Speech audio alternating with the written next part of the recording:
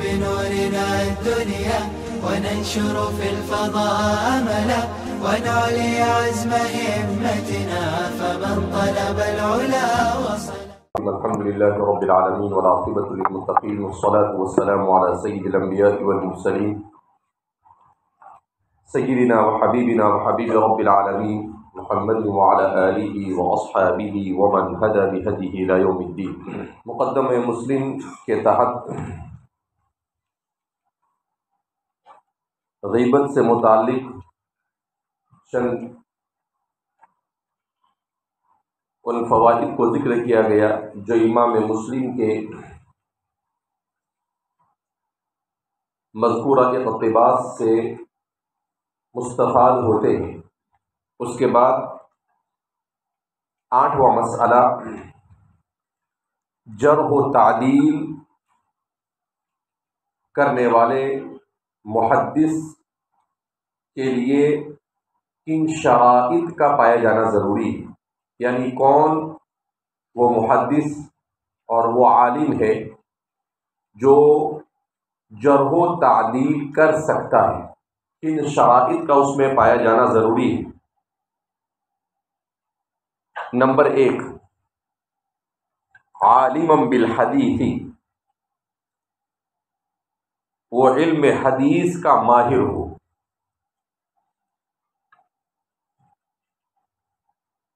Number 2، اس کا متقی ہونا ضروری ہے.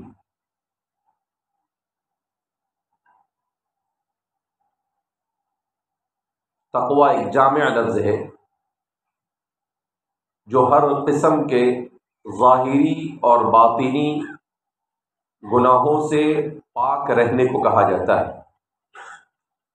قرآن کریم نے جس کا ذکر 300 سے زائد مرتبہ کیا ہے، مختلف مقامات پر تقوی کے مختلف معنی ہوتے ہیں. الاشباہ والنظائر، الوجوہ والنظائر کے مصنفین نے تقوی کے سلسلے میں بیان کیا ہے کہ قرآن کریم نے لفظ تقوی کو 30 سے زائد معنی کے لیے استعمال کیا ہے. نمبر 3، الصدق، اس کا سچا ہونا ضروری. نمبر 4، الامانۃ، اس کا امانت دار ہونا ضروری.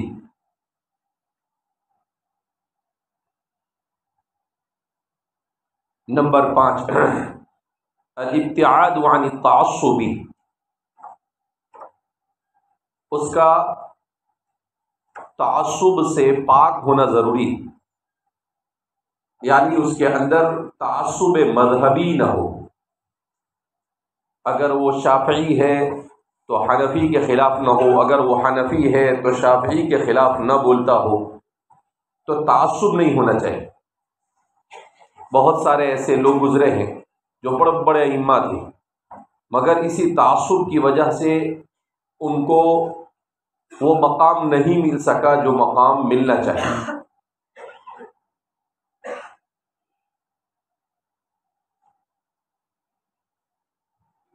نمبر 6، معرفت اسباب الجرح والتعدیل، وہ اسباب جرح و تعدیل سے خوب اچھی طرح واقف ہو، یعنی کن اسباب کی وجہ سے جرح ہوتی ہے اور کن اسباب کی بنیاد پر تعدیل کی جاتی ہے، وہ ان اسباب سے پوری طرح واقف ہو. نمبر 7،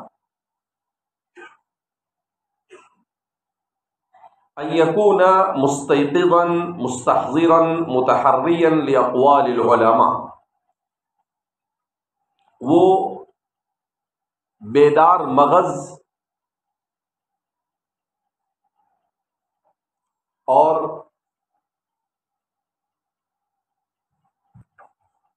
علماء کے اقوال کو ہمیشہ مستحضر رکھنے والا، وہ بیدار مغز اور علماء کے اقوال کو ہمیشہ مستحضر رکھنے والا ہو، اس کو علماء کے اقوال کا استحضار ہو. کیا مطلب؟ کہ اس کے لیے ضروری ہے کہ کون سے محدث نے کس راوی کے بارے میں کیا کہا ہے اس کا استحضار ضروری ہے۔ اگر اس کا استحضار نہیں ہوگا تو ظاہر سی بات ہے وہ کیسے جرح و تعدیل کر سکتا ہے۔ لہذا حضرات محدثین میں جو نقاد ہے، جو ائمہ جرح و تعدیل ہے، ان کے اقوال کا استحضار اس کے لیے ضروری ہے کہ ہمیشہ اسے یاد رہے کہ فلاں کے بارے میں فلاں محدث نے یہ کہا ہے، فلاں نے یہ کہا ہے، یحییٰ ابن معین کیا کہتے ہیں، ابن المہدی عبد الرحمن ابن المہدی کیا کہتے ہیں، شعبۃ بن الحجاج نے کیا کہا ہے۔ تو یہ ساری چیزیں اس کا استحضار اس کے لیے کیا ہے، ضروری ہے۔ نمبر 8، خود اپنی بات کو ہمیشہ یاد رکھنے والا، یعنی اس نے اگر کسی کے بارے میں کچھ کہا ہے تو وہ بھی اسے یاد رہتا ہو۔ البانی صاحب جیسا نہیں کہ آج کچھ کہہ رہا ہے کل کچھ کہہ رہا ہے، ان کو استحضار نہیں تھا، اور ایک ہی حدیث کے اوپر کبھی صحت کا حکم لگا دیتے تھے اور کبھی ضعف کا حکم لگا دیتے تھے۔ تو ظاہر سی بات ہے ایسا تناقض اور تعارض ہو جاتا ہے جب آدمی کو خود اپنی بات یاد نہ رہے۔ تو اس کو خود اپنی باتیں بھی یاد رہنی چاہیے کہ میں نے اس کے بارے میں یا اس روایت کے بارے میں یا اس راوی کے بارے میں پہلے کوئی اسٹیٹمنٹ دیا ہے یا نہیں، اگر دیا ہے تو کیا دیا ہے اور اب کیا بول رہا ہوں۔ تو ایسا نہ ہو کہ پہلے اس کے اوپر تعدیل کی ہو اور بعد میں کیا کرنے لگے، جرح کرنے لگے، یا پہلے جرح کی ہو اور اب تعدیل کرنا کیا کر دے وے، شروع کر دے وے۔ تو اس لیے فرمایا کہ خود اپنی باتوں کا اس کا استحضار ہونا بھی اس کے لیے کیا ہے، ضروری ہے۔ اسی طریقے سے نمبر 8، عالم بتصارف الکلام، وہ کلام کے پیچ و خم کو جاننے والا، کلام کے پیچ و خم کو جاننے والا۔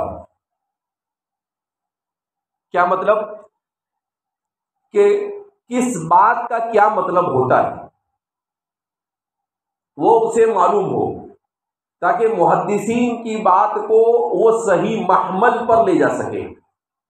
کسی نے تعدیل کی ہو اور حضرت اس کو جرح سمجھ بیٹھے، کسی نے جرح کی ہو اور اسے تعدیل سمجھ بیٹھے، تو کہا اس کو کلام کے پیچ و خم سے اس کو واقفیت ہونی چاہیے کہ بھائی اس کلام کا کیا مطلب ہوتا ہے اور اس کلام کا کیا مطلب ہے۔ اسی کو کہتے ہیں کلام کے پیچ و خم سے اس کا واقف ہونا کیا ہے، ضروری ہے۔ نمبر 9، اس کا حلیم اور بردبار ہونا ضروری ہے۔ کیوں کہ اس کا حلیم اور بردبار ہونا ضروری ہے؟ اس لیے کہ تاکہ کوئی اگر اس کے خلاف کوئی بات کہے تو ایسا نہیں کہ غصے میں آ کر اس کے خلاف چالو پڑ جاؤ، کہا نہیں، اگر کہ اس نے آپ کے خلاف کہا ہو لیکن اس میں اگر اسباب جرح نہیں ہے تو آپ اپنی عداوت کی وجہ سے اس کے اوپر جرح نہیں کر سکتے۔ آپ کو کیا کرنا پڑے گا، صبر و تحمل سے، بردباری سے کیا کرنا پڑے گا، کام لینا پڑے گا۔ اس لیے کہتے ہیں کہ جو آدمی کسی پر تنقیص کرے، جو آدمی کسی پر جرح کرے، تو اسے خود اپنے آپ کو تیار کر لینا چاہیے اس بات کے لیے کہ اگر اس پر جرح ہو تو اسے برداشت کرے، اگر اپنے اندر برداشت کا مادہ ہو تو کسی کے اوپر جرح کرے، اگر خود اپنے اندر برداشت کا مادہ نہ ہو تو چپ چاپ بیٹھے۔ کیوں؟ اس لیے کہ جب آپ کسی پر جرح کریں گے تو الٹ وار آپ پر بھی ہو سکتا ہے، لہذا اس وار کے وقت آپ اپنے آپ کو ذہنی طور پر تیار رکھیں کہ بھائی اپنے کو بھی کچھ بھی بولا جا سکتا ہے، پھر آپ کو غصہ آ جاوے تو نہیں چلے گا۔ تو اس لیے فرما رہے ہیں کہ اس کے لیے صابر اور متحمل یعنی تحمل کا اس صفت کا اس کے اندر میں پایا جانا کیا ہے، ضروری ہے۔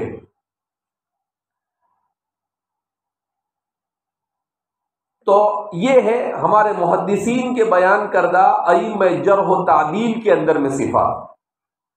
فرماتے ہیں کہ اگر یہ صفات کسی میں پائے جائے تو پھر وہ جرح و تعدیل کا اہل ہو سکتا ہے۔ اگر اس میں ان صفات میں سے کوئی صفت نہ پائی جائے تو پھر وہ جرح و تعدیل کا اہل ہو سکتا نہیں ہے۔ 9واں مسئلہ، جرح و تعدیل میں کن ائمہ کے اقوال کا اعتبار اور اعتماد ہے؟ جرح و تعدیل میں کن ائمہ کے اقوال کا اعتبار اور اعتماد کیا جا سکتا ہے؟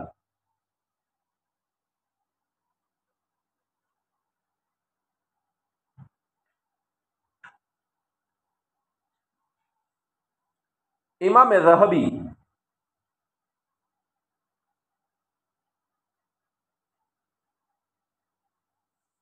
نے بڑی تفصیل کے ساتھ اپنی کتاب الموقظہ کے مقدمے میں اس پر کلام کیا ہے۔ اپنی کتاب الموقظہ میں اس پر کلام کیا ہے، مستقل ایک باب قائم کیا ہے، ذکر من یعتمد قولہ فی الجرح والتعدیل کے نام سے۔ مستقل ایک باب قائم کیا ہے، ذکر من یعتمد قولہ فی الجرح والتعدیل کے عنوان سے۔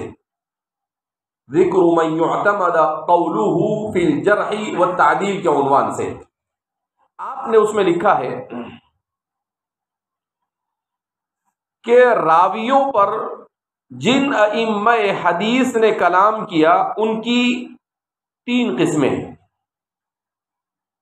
راویوں پر جن ائمہ حدیث نے کلام کیا ان کی کل 3 قسمیں ہیں۔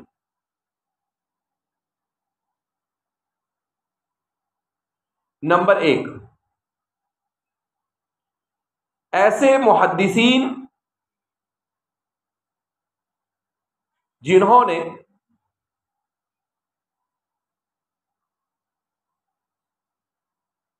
اکثر و بیشتر راویوں پر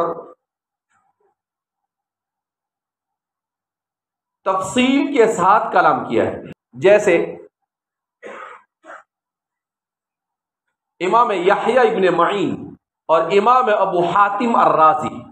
ان حضرات کے بارے میں کہا جاتا ہے کہ یہ ایسے لوگ ہیں جنہوں نے 90 سے 95% راویوں کے اوپر ان کے زمانے تک جتنے راوی گزرے ہیں ان پر خوب کلام کیا ہے، تفصیل کے ساتھ کلام کرتے ہیں، راویوں کی بڑی زبردست شان پھٹک کرتے ہیں۔ نمبر 2، وہ محدثین جنہوں نے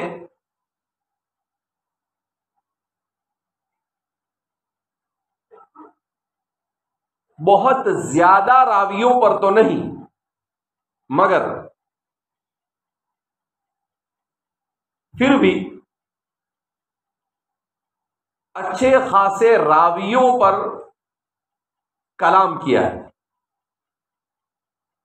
جس کو ہم کہہ سکتے ہیں 70-80%، 60-70 سے لے کر 80% تک، جیسے امام مالک اور شعبۃ بن الحجاج وغیرہ۔ اور نمبر 3،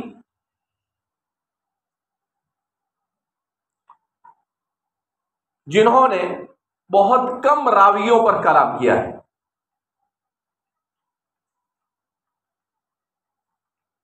جیسے سفیان بن عیینہ، امام شافعی وغیرہ۔ پھر ان میں سے ہر ایک قسم کو 3 قسموں میں تقسیم کیا گیا ہے۔ یہ 3 کی بھی 3 قسمیں۔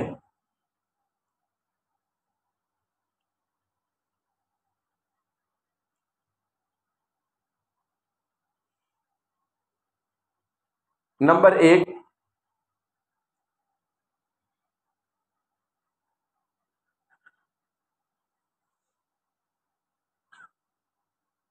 ایسے محدثین۔ نمبر 1، ایسے محدثین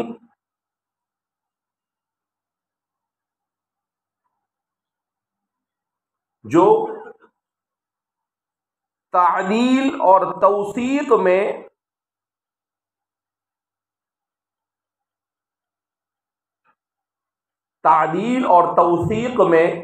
یعنی ثقہ قرار دینے میں، عادل قرار دینے میں بڑے مستحکم اور مضبوط ہیں، اور اگر کسی راوی سے 2 یا 3 غلطیاں ہو جائیں تو اسے لین قرار دے دیتے ہیں، یعنی حدیث کے باب میں لین قرار دے دیتے ہیں کہ بھائی ٹھیک ہے چل جائے، ایک دم نہیں چلے، یعنی ایک آدھ غلطی چھوڑ دیتے ہیں، لیکن 2-3 غلطی کیا تو پھر اس کو ثقہ کے فہرست سے نکال کر تھوڑے نیچے والے درجے میں کیا کر دیتے ہیں، اسے ڈال دیتے ہیں۔ تو ان کا یہ مزاج ہے تعدیل کے باب میں، ان محدثین کا یہ مزاج ہے تعدیل کے بعد میں۔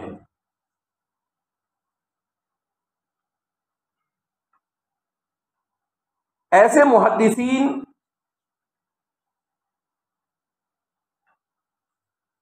کو بہت زیادہ اہمیت دی گئی اور کہا گیا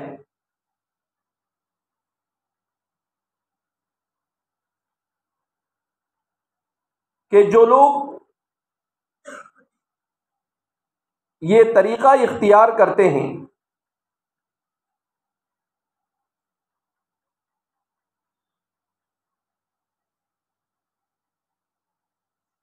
ان کی بات کو بلا جھجک قبول کر لیا جائے گا، اور جب یہ لوگ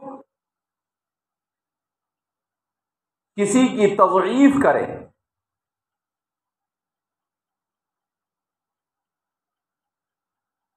اور جرح کریں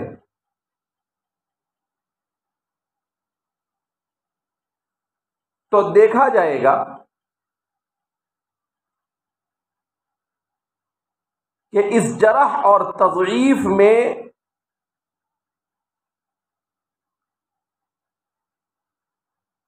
کوئی اور بھی ان کی موافقت کرتا ہے یا نہیں۔ تو دیکھا جائے گا کہ اس جرح اور تضعیف میں کوئی اور بھی ان کی موافقت کرتا ہے یا نہیں۔ اگر موافقت کرے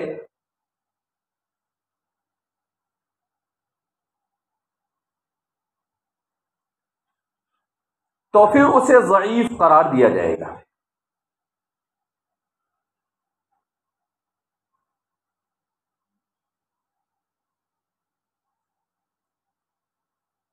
اور اگر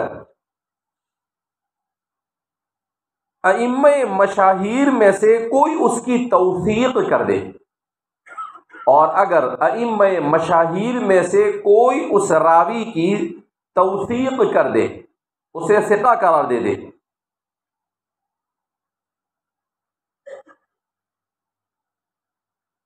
تو اس صورت میں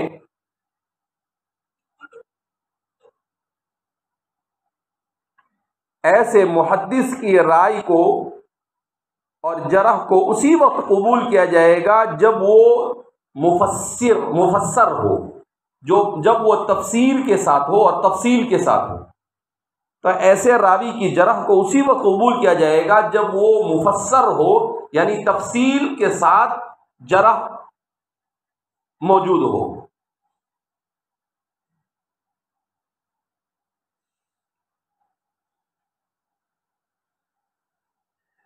مثلا اگر امام یحییٰ ابن معین کسی کو ضعیف قرار دے دے، مثلا امام یحییٰ ابن معین کسی کو ضعیف قرار دے دے اور اسباب ضعف بیان نہ کرے،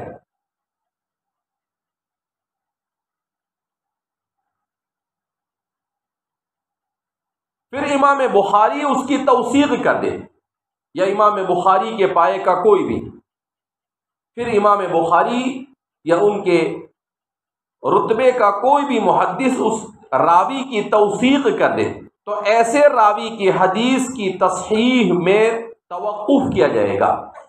تو ایسے راوی کی حدیث کی تصحیح میں توقف کیا جائے گا، اس پر بجائے تصحیح کے حسن کا حکم لگایا جائے گا۔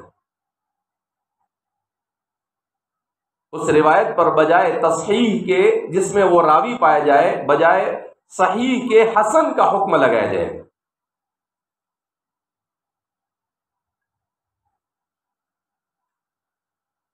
ایسے محدثین میں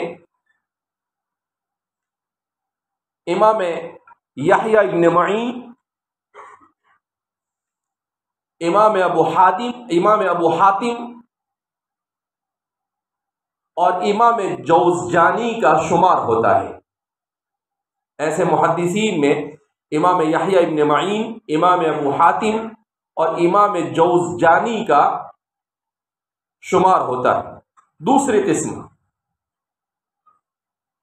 ان کے مقابلے میں کچھ محدثین ایسے ہیں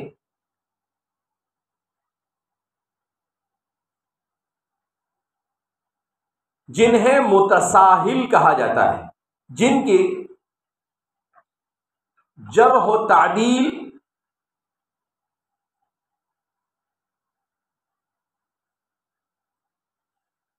بلا جھجک قبول نہیں کی جا سکتی۔ ایسے محدثین میں امام ابو عبداللہ الحاکم النیشابوری صاحب المستدرک اور امام ابو بکر البیہقی وغیرہ کا شمار ہوتا ہے۔ تیسری قسم، جن کو المعتدلون کہا جاتا ہے،